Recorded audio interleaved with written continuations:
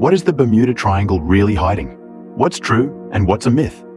If you stand on the deck of a ship, somewhere between Miami, Bermuda, and Puerto Rico, you're in the middle of a patch of ocean that's earned a reputation far greater than its actual size.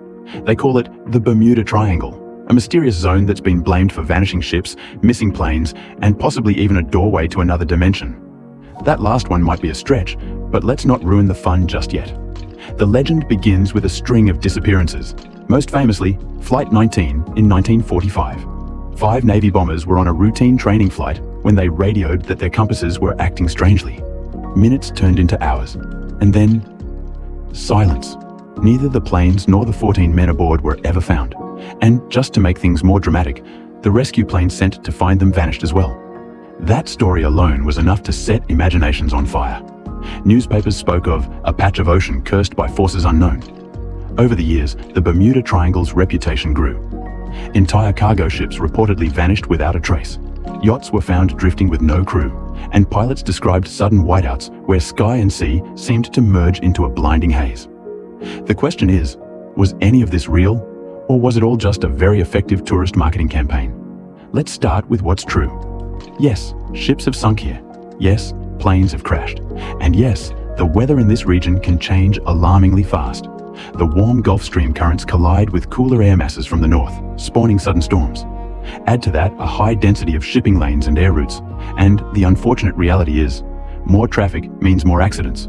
So why does it seem like the Bermuda Triangle has more accidents than anywhere else? That's where the myth-making begins. When you adjust for how many ships and planes pass through this region, the rate of accidents isn't actually higher than the rest of the ocean.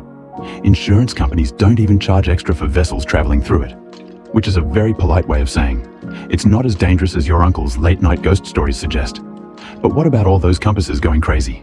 That part actually has some truth to it. The Bermuda Triangle is one of the few places on Earth where magnetic north and true north align perfectly. Normally, your compass points toward magnetic north, which is slightly off from the North Pole. But here, the difference disappears, meaning if a navigator doesn't account for it, they can end up hundreds of miles off course. Combine that with bad weather, and you can see how disaster might strike without any supernatural intervention. Now, here's where the ocean likes to keep things interesting. Deep below, there are large pockets of methane gas trapped under the seafloor. Some scientists have theorized that if a massive release occurred, the gas could reduce the density of the water, causing a ship to lose buoyancy and sink almost instantly. Would that explain every disappearance? Probably not. But it does sound like the kind of trick the sea would pull just to remind us it's in charge. And yet, for many, the mystery isn't just science, it's spiritual.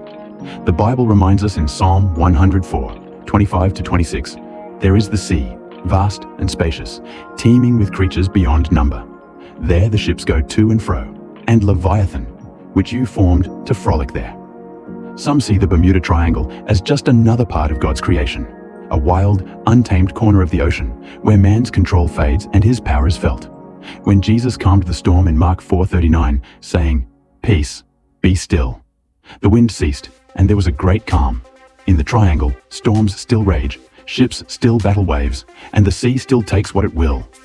But perhaps it is not a place of malevolent curses, rather, a reminder that the oceans were never ours to command in the first place.